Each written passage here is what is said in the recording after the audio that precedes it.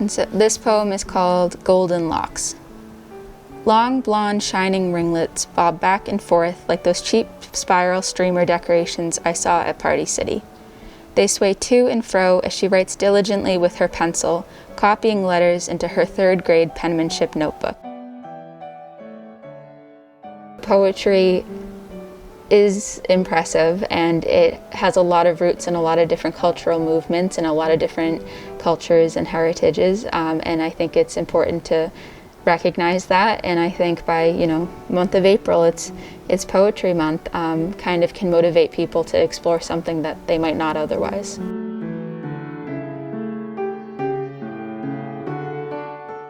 I started writing, I think, as young as anyone else. I just happened to do a lot more of it.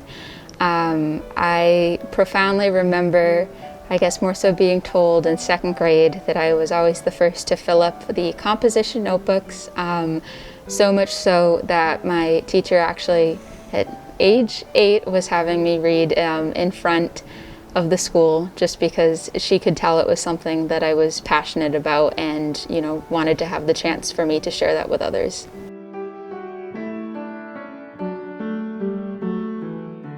I love to write about pretty much, I think, any idea that stems through my head, any kind of phrase that I can really grasp and elaborate on.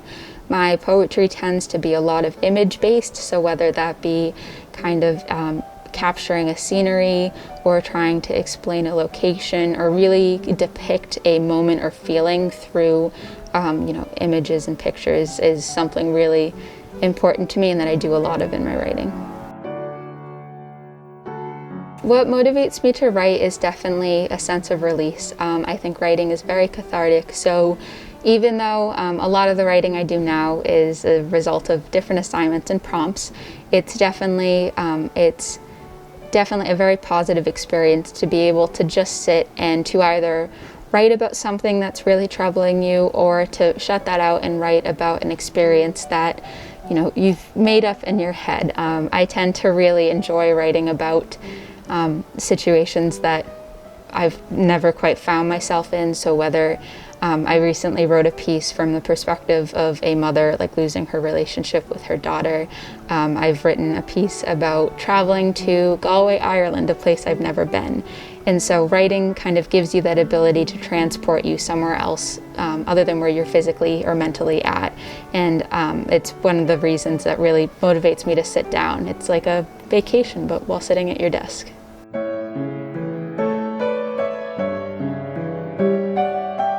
Writing, I think, in the simplest sense, I would say, makes me feel really powerful. It might sound weird, but there's something really empowering about sitting down and having that blank page and just, letting your hand and that pen kind of take over and taking a step back and kind of having filled it with these thoughts and ideas and emotions that can be understood and shared with other people.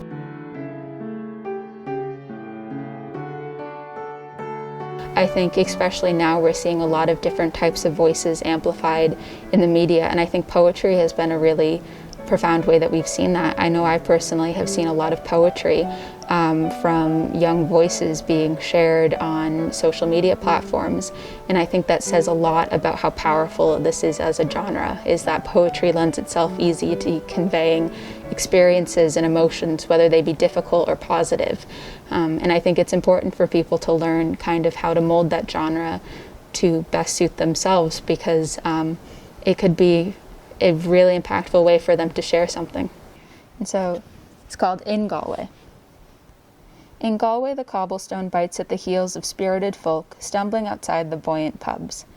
Fairy folk frolic through green rolling pastures, their wings clipped, floating in pints of Guinness. I wake in a church pew, eyes heavy with sleep, skins dripping holy water, limbs draped in purple robes.